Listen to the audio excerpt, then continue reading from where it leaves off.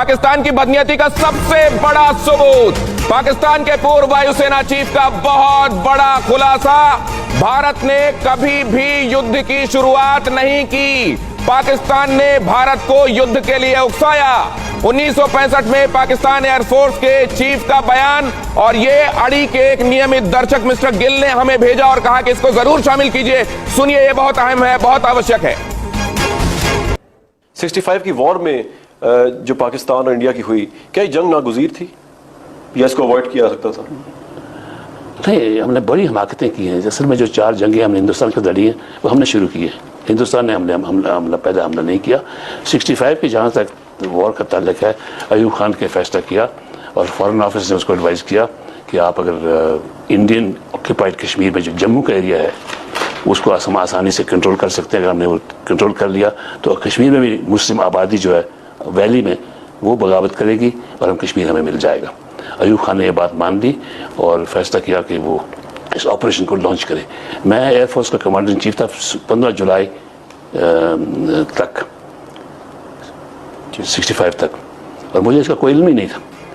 Air force से ये operation secret रखा गया। उनका ख्याल था कि ये लोग एयरफोर्स वाले शायद ये कोई लीक ना कर दे, कम लोगों को पता हो तो बेहतर है। मुझे बिल्कुल कमांडर इन चीफ की हैसियत से इल्म ही नहीं था इसका, तो मैंने छोड़ दिया एयरफोर्स को। छोड़ के जब मुझे भेजा गया PI में गया तो मैंने अखबार में पढ़ा कि हमारे टैंक्स भेजे गए हैं जम्मू के पीछे अखनूर के इलाके में, और फौज भी वहाँ। आपको ऑन बोर्ड ही नहीं किया गया?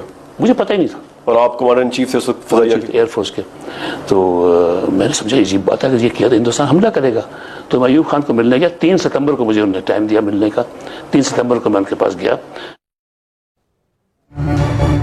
एक्स एयरफोर्स चीफ पाकिस्तान के स्पष्ट रूप से कह रहे हैं कि ये जो चारों युद्ध हुए हैं हमने शुरुआत की है, कभी भी हिंदुस्तान ने शुरुआत नहीं की। ब्रिगेडियर दत्ता, इससे बड़ा कन्फेशन क्या होगा?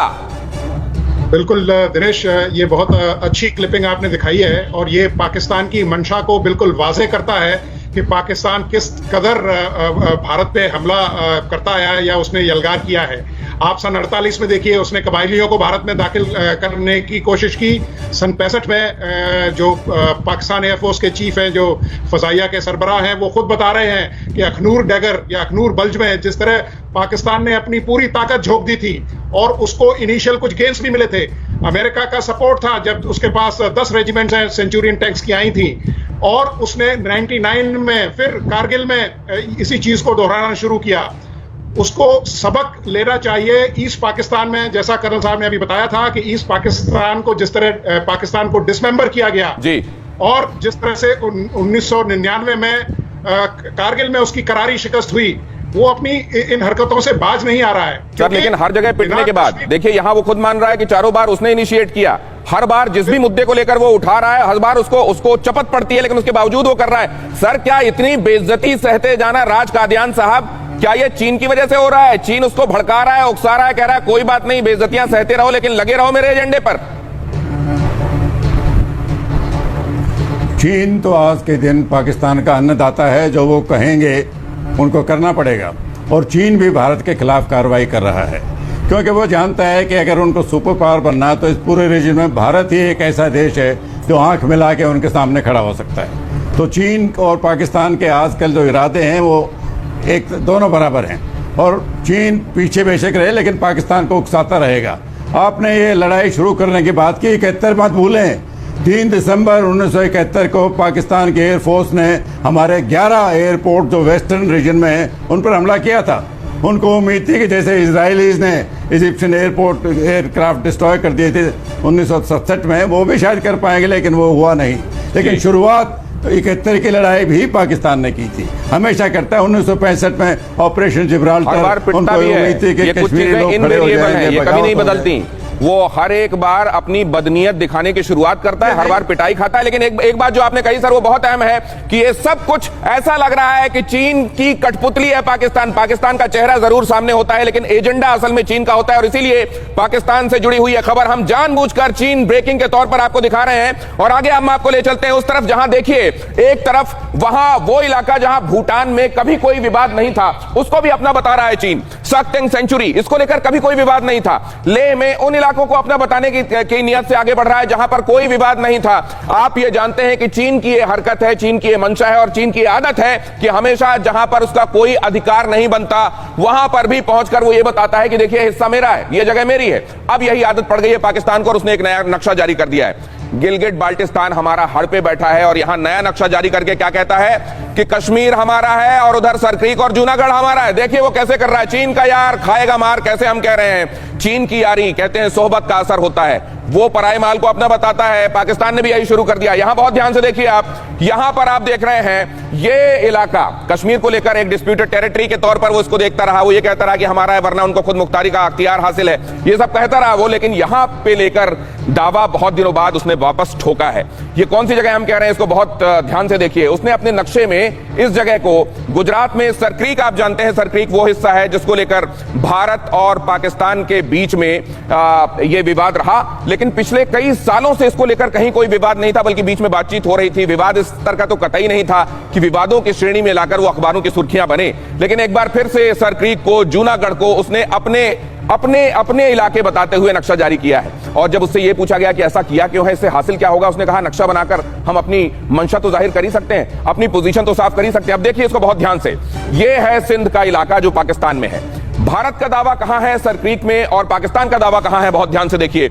ये जो लाइन आपको दिखाई दे रही है ये असल में उसको वो ग्रीन लाइन कहता है, हम इसको यहां येलो से रिप्रेजेंट कर रहे हैं। यहां तक सरक्रीक में कहता है कि असल में ये जो पूर्वी तरफ का जो हिस्सा है ये हमारा है और ये पूरा का पूरा हमारा है, वो ये कहता है। भारत क्या कहता है, भारत का हमेशा से कहना यह रहा है कि वाटर, जहां पर दोनों वाटर बॉडी होती है दो मुल्कों के बीच में, वहां पर हमेशा अगर मान लीजिए ये एक मुल्क है और ये एक मुल्क और बीच में पानी है, तो उसकी जो बीच की जगह होगी वो दोनों तरफ विभाजनकारी रेखा के तौर पर काम करेगी। और इसलिए वो ये कह रहा है कि वो हमारे ये जो लाइन है अंतरराष्ट्रीय नियमों के हिसाब से ये सही है और इसको माना जाना चाहिए। लेकिन पाकिस्तान की तरफ से हवाला ये दिया जाता है कि 1914 में जूनागढ़ के जो राजा थे उनके बीच में और हमारे बीच में एक संधि हुई थी, इस हिसाब से जूनागढ़ का इलाका, ये सरक्रीक का पूरा इलाका, यहां की मनावदर का इलाका भी हमारा है और इसको वो अपने नक्शे में दिखाता भी है। सरक्रीक वाला हिस्सा आपने देख लिया और ये अहम क्यों है वो भी आपको बता दूं, क्यों वहां पर वो निगाहें बनाए हुए है। हालांकि आप देखेंगे तो ये उतना बड़ा हिस्सा नहीं है, 96 किलोमीटर इसका पूरा स्ट्रेच है और इसको ओरिजिनली बाण गंगा कहते हैं। अब आप सोचिए, बाण गंगा जिस जगह का असल में नाम हो, क्या वो पाकिस्तान के अख्तियार की जगह हो सकती है? लेकिन फिर वही है कि ऐसे तो लव और कुछ भगवान राम के जो बेटे हैं उसी के नाम पर, उन्हीं के नाम पर लाहौर पड़ा था, वो भी तो पाकिस्तान के पास ही है। तो असल में हिंदुस्तान का जो था वही पाकिस्तान के पास है और इस हिसाब से वो ये कहता है कि ये भी हमारा है। मतलब ये चीन वाली आदत आप देखिए, दूसरे के हिस्से को अपने नक्शे में दिखाकर, यही नेपाल को उसने आदत डाली, नेपाल भारत के हिस्से को अपने पास दिखाकर ये बताता है कि देखिए ये हमारा है। अब पाकिस्तान को ये आदत डाली, इन दोनों के जरिए असल में खेल कौन खेल रहा है? चीन खेल रहा है। तो ये सरक्रीक वाला मामला मैंने बताया और यहां जो आपको दिखाई दे रही हैं ये तस्वीरें, ये असल में एक कहानी बयान करती हैं। ये जो राजा साहब आपको दिखाई दिए, ये जूनागढ़ के राजा आपको दिखाई दिए, इन्हीं के बीच में सिंध की जो गवर्नमेंट थी और इनके बीच में जो संधि है उसी का हवाला दिया जाता है। यहां वो राज परिवार दिखाई दे रहा है जिसने वो संधि की थी और ये कहा जा रहा है कि इसके बाद से ही जूनागढ़ असल में हमारा बनता है, मनावदर भी हमारा बनता है। और ये सरक्रीक वाला हिस्सा भी मैंने आपको बताया किस लिहाज से वो कहता है। 1914 उसको याद है लेकिन 1925 उसको याद नहीं है। सुविधा के हिसाब से उसको सन, तारीखें याद हैं और सुविधा के हिसाब से वो भूल जाता है, मार खाता है लेकिन चीन के हाथों में खेलता है। आइए इस मुद्दे को लेकर एक बार फिर से अपने मेहमानों के पास में चलता हूं। अब ये नक्शा जारी करना और ये कहना कि देखिए सबसे पहला काम ये होता है कि आप अपनी पोजीशन साफ करें किसी एक हिस्से को लेकर और उसके बाद अंतरराष्ट्रीय समर्थन हासिल करने की कोशिश करें। पिनाक साहब, ये मूर्खता से ज्यादा क्या हो सकता है? देखिए, पहली बात तो ये बता दूं, वो जो इंटरनेशनल प्रिंसिपल है जो बॉर्डर्स का, जिसको मीडियन प्रिंसिपल कहते हैं, यानी अगर वाटर बॉडी हो तो उसका जो बीच का जो हिस्सा है उस लाइन को माना जाता है। तो पाकिस्तान के तो कोई नहीं मानेगा। अगर उनको इतना मतलब इस पे वो लड़ाई करना है तो वो जाए इंटरनेशनल कोर्ट ऑफ जस्टिस पे जाए। अगर ये मत भूलिए कि वो भी आर्बिट्रेशन का एक अवार्ड था, वो जो रन ऑफ कच्छ में जो डिस्प्यूट था वो 60s में, वो एक इंटरनेशनल अवार्ड था, उसी की वजह से वो लाइन बनी। अब बात रही कि वो पाकिस्तान अब क्या मैप्स क्यों बना रहा है, क्योंकि ये मैप्स एक ख्वाहिश है बोल दीजिए, क्योंकि नहीं, लेकिन मुझे ये समझाया जाए सर, मैं ये समझना चाहता हूँ कि कहीं पर किसी जगह की एक सरकार उठेगी और मैप बनाकर उसको जारी कर देगी, या वहां संसद बुलाएगी, वहां के संविधान में कोई आर्टिकल होगा जिसके तहत नक्शा बनाने का काम होगा, वहां कोई नक्शा बनाने में कोई मेहनत भी लगती होगी कि एक दिन उठे कोई कागज उठाया और उसमें एक लाइन खींच कर दे दी कि साहब ये है हमारा नया नक्शा। ब्रिगेडियर साहब, क्या ये मजाक चल रहा है? देखिए, बिल्कुल आपने ठीक कहा कि इसकी कोई सैंक्टिटी है नहीं, और पाकिस्तान का यही एम रहता है। देखिए, 12 राउंड्स की टॉक्स सर क्रीक के ऊपर हो चुकी हैं, और 2008 में दोनों देशों के बीच ये सहमति हुई थी जिसमें उसका जो एडमिनिस्ट्रेशन है, उसकी जो डिलिमिटेशन है, या जो उसका और भी उसके जितने भी एडमिनिस्ट्रेटिव रीजंस थे, और नक्शे बदस्तूर बदली किए गए थे दोनों देशों के अंदर। तो जब पाकिस्तान जब उस एग्रीमेंट को मान चुका है और उसको मान्यता दे चुका है, तो अब मुझे कोई वजह नहीं दिखाई देती कि पाकिस्तान अब क्यों इस पे जाएगा, क्यों ऐसा कर रहा है। वो क्यों अपने ही बनाए हुए और एक्सचेंज किए हुए नक्शों को वो नहीं मान रहा है। इसी तरीके से चीन ने भी ये कहा जाता है कि 2004 में एक मैकेनिज्म बनाकर जब चीजें फाइनल हो गई थी लेह लद्दाख के संदर्भ में, तो नक्शे एक्सचेंज हुए थे, चीन ने उसको कुछ दिनों बाद फाड़ दिया दस्तखत करने के बाद भी। ये क्यों है सर, मैं समझूंगा, आपके पास आ रहा हूं सर, लेकिन अब सवाल लेने की बारी है। आरएसएन सिंह साहब, कादियान साहब और विशंबर साहब, आपके पास मैं आ रहा हूं इन सवालों को लेकर। अगर आपकी कोई टिप्पणी है तो वो भी कर सकते हैं। सवाल दर्शकों के ये रहे, राम भगत शर्मा कह रहे हैं, महोदय, भारत जो भी कार्रवाई करता है नियम और कायदे से करता है, इसलिए विश्व समुदाय भारत की बात मानता है, पानी अपने हिस्से का रोकेगा, इसमें किसी को कोई ऐतराज नहीं हो सकता। दूसरी तरफ पाक का स्टैंड हर जगह गलत है, इसलिए विश्व समुदाय, यहां तक कि मुस्लिम देश भी उसकी बात नहीं मानते। राज कादियान साहब, ये ऑब्जर्वेशन ठीक है? हाँ, देखिए, ये सर क्रीक और जूनागढ़ के मेरे दो ब्रीफ पॉइंट हैं। ये इंटरनेशनल रूल है कि अगर पहाड़ों में दो देशों के बीच में बाउंड्री बनानी है तो वो वाटरशेड को फॉलो करती है, क्रेस्ट लाइन को, और रिवर में करनी है तो आपने ठीक कहा, चैनल के बीच में से जाती है। जहाँ तक जूनागढ़ का सवाल है, ये बड़ी एक अद्भुत बात है, अजीब बात है कि कश्मीर में वो आज तक प्लेबिसिट का राग अलापते हैं। जूनागढ़ में जबकि 20 फरवरी 1948 को प्लेबिसिट हुआ था, 99% से ज्यादा लोगों ने भारत के साथ मिलने की राय दी थी, वहां वो उसको इग्नोर कर रहे हैं। वो तो नवाब साहब रात को एस्केप करके पाकिस्तान चले गए। तो रायशुमारी भी जहां रास आए वहीं चाहिए, वरना रायशुमारी नहीं चाहिए। गजब का इनसाइट दिया सर आपने। अगला सवाल और अगली टिप्पणी जल्दी से दीजिए। पाकिस्तान अकेला मुल्क है पूरी दुनिया में जिसका कोई भी प्रधानमंत्री ना तो चैन से जी सका है और ना ही मर सका। जो भी पीएम बने सब मार दिए गए, एक दो जो विदेश भाग कर गए थे उन पर भी मुकदमे चल रहे हैं, आज नहीं तो कल वो भी मारे जाएंगे। जैसे वो वापस आए, इनसे आप क्या अमन की उम्मीद कर सकते हैं? यही बात आरएसएन सिंह साहब कह रहे हैं। आरएसएन साहब, क्या इसका मतलब यह है कि अब आपने ये बात बड़ा हाईलाइट करके बोली थी कि क्या अमन की अब कोई उम्मीद नहीं है?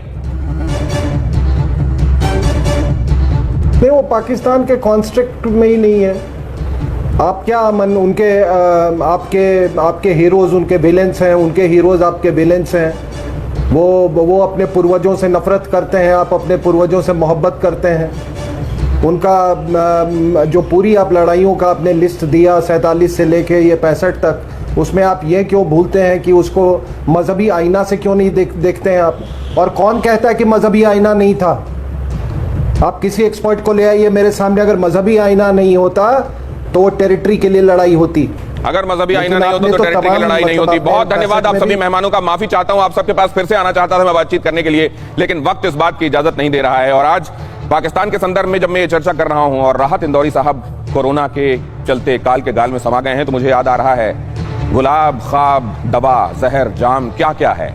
मैं आ गया हूं, बता इंतजाम क्या क्या है। अमीर शहर के कुछ कारोबार याद आए, पाकिस्तान अमीर शहर के कुछ कारोबार याद आए। मैं रात सोच रहा था हराम क्या क्या है, अड़ी क्योंकि हमें है देश की पड़ी।